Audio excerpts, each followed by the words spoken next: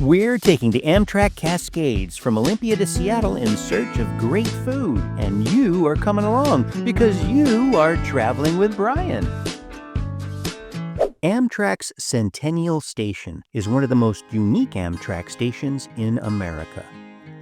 It's believed to be the only Amtrak station both built and operated entirely by volunteers.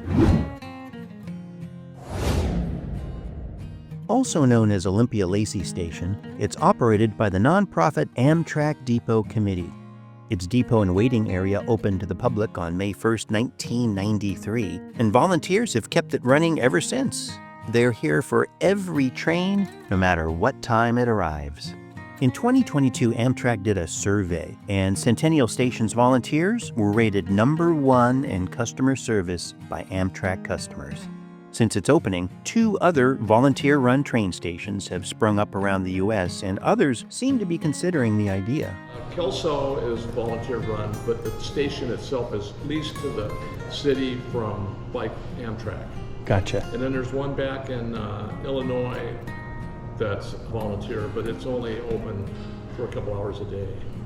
This was built by volunteers. The other one is a old station that had been moved a few blocks and then restored. So the volunteers here are not Amtrak employees, so they can't sell tickets, but they can help show folks how to use the Quick Track ticket machine. I have no idea why the camera picked up that red flashing.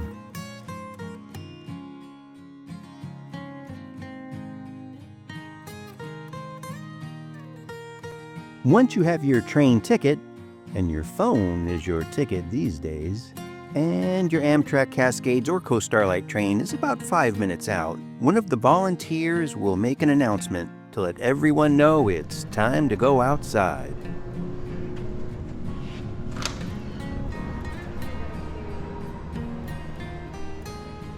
Once outside, a volunteer will unlock and open up the sliding chain link fence.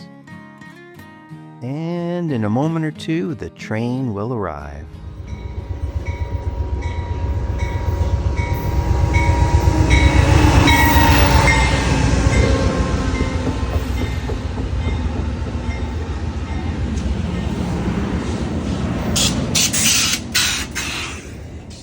The trip from Olympia Lacey to Seattle, it's about 90 minutes. So usually once my ticket is scanned by the conductor, I head straight for the lounge car. Amtrak Cascade trains, they don't have a dining car like the Coast Starlight does. But in the lounge, they got a snack bar. My personal 2 favorites are, first, Ivar's Clam Chowder. Ivar's has been a Seattle institution for decades, so getting a hot cup of their delicious chowder with oyster crackers, oh, it's a treat. Ivar's motto is, "Keep clam." Also, you just cannot go wrong with the Hebrew National Hot Dog. They are the best. And enjoying a snack while traveling by train, it's a form of nirvana for lots of people, including me. And maybe you? If you love train travel, let me know in the comments section. I want to hear about your train experiences.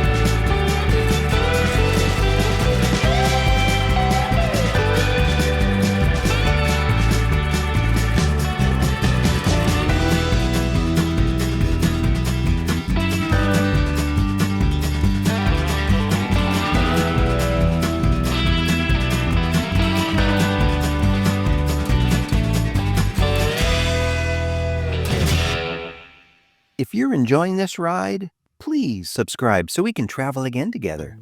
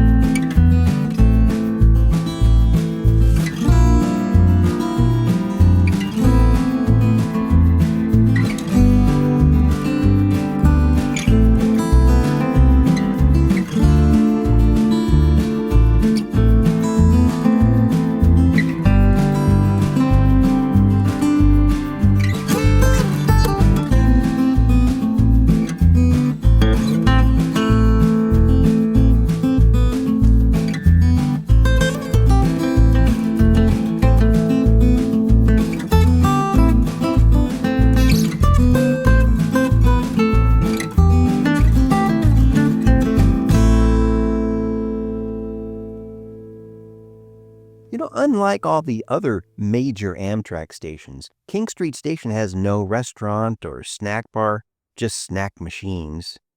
But that's fine. If you arrive in Seattle hungry, the best-kept culinary secret is that half a block away from the front door is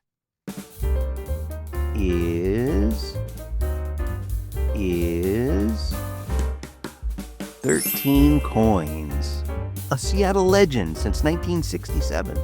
They've moved from their original location to this spot, and they were Seattle's best 24-hour restaurant, even making the Food Network's top 5 24-hour restaurants. But the pandemic ended that, and they're not 24-hour anymore. Aww. But they still have their signature high-backed booths, and their swiveling captain's chairs, and an exhibition kitchen where you can watch your food get cooked. My buddy Scott ordered their chicken fried steak, and I went for their filet mignon, breaded beef cutlet, house-made bacon gravy, 2 eggs, hash browns, and toast. A filet mignon sourced from Royal Ranch, finished with a demi-glace and 13 Coins steak butter.